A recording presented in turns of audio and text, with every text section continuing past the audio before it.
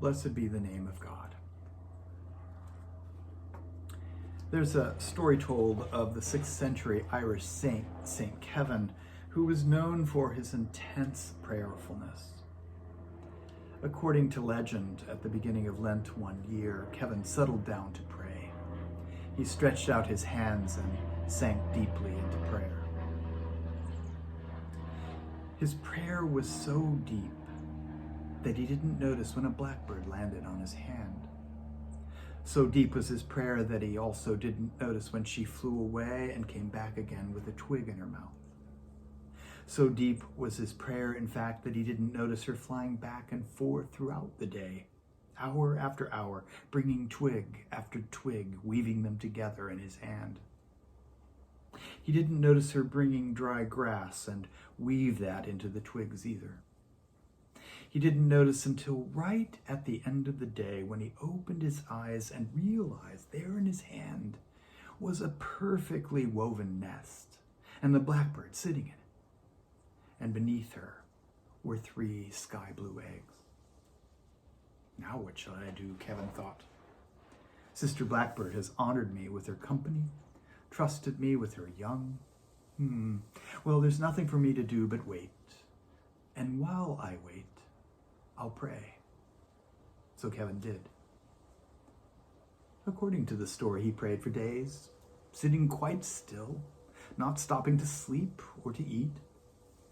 1 week passed, then 2, and then in the 3rd week, he saw the eggs crack open, and little by little, the blackbird chicks emerged. But that didn't mean he could move. Now, it was even more important that he stayed still as the parent birds brought food for their chicks. So Kevin continued to pray. By the time the chicks were ready to fledge and to fly from the nest, Lent was nearly over. And as Easter Sunday came, he celebrated the new life of the resurrection and the new life of the chicks that had grown in the nest of his outstretched hands. This is such a good story, whether you believed it happened or not. I like it because it makes me wonder what unexpected thing God might have put in my hand to deal with in my life. Perhaps it's something which I'd rather not handle. Maybe Kevin had at least a moment or 2, or maybe even 3, when he wished that the blackbird had nested somewhere else. Often in our lives, there are situations which seem to us to get into the way of what we really want to be doing in our lives. We could be so much better, holier people, if only. If only we didn't have that difficult boss at work, that difficult relationship at home, that illness to deal with, these cares and these worries, those doubts and those fears. These things seem to be distractions, diverting us from the path we plan to take in our life. And yet, it's often in facing up to and dealing with these awkward realities that we find the greatest blessing. We discover new and surprising insights and ways of being. We find our hearts and lives expanding because of them. Sometimes we may find a solution to them. Sometimes we may end up having to live with them. But what looks like a diversion from the straight road we've mapped out can be a pathway which leads to life in its fullness, if we're prepared to let it be.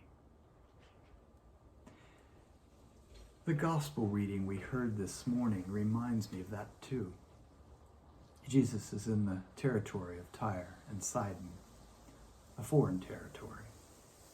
Tyre and Sidon were Canaanite port towns in the north of Israel.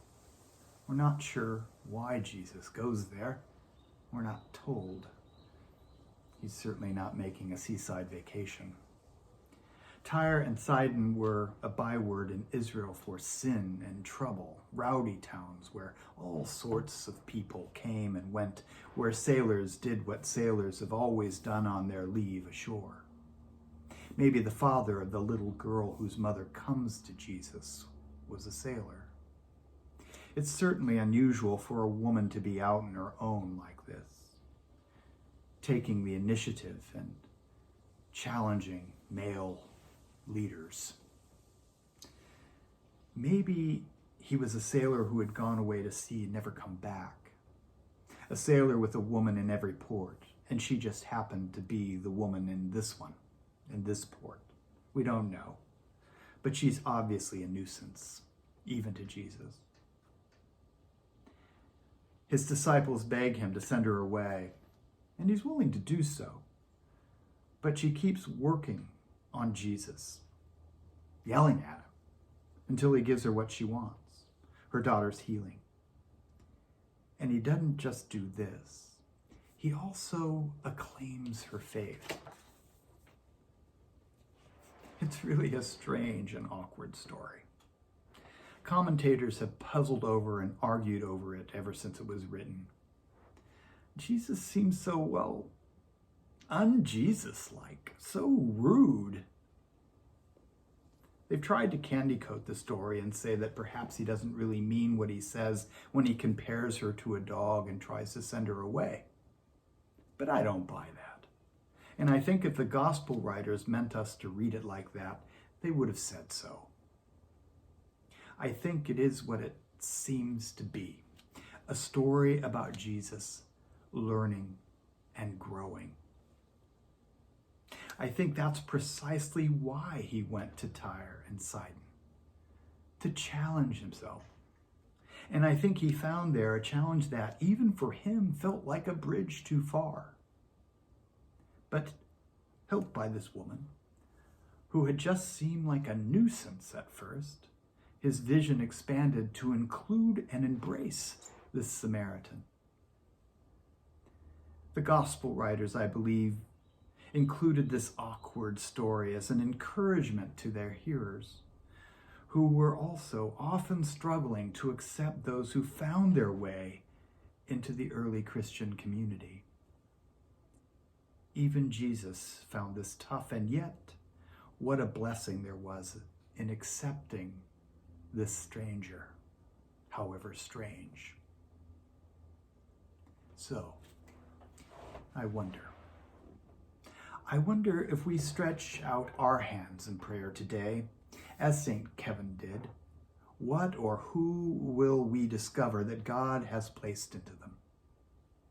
What are the inconvenient, awkward, puzzling, bothersome realities that we struggle to hold, that we would rather put down somewhere and walk away from? Perhaps, like St. Kevin, like Christ himself, we might find that in God's economy, there might be a blessing hidden in the pain, new life hatching in our hands, if we have the patience and the faith to hold still and watch and learn and grow. And may this be so. Amen.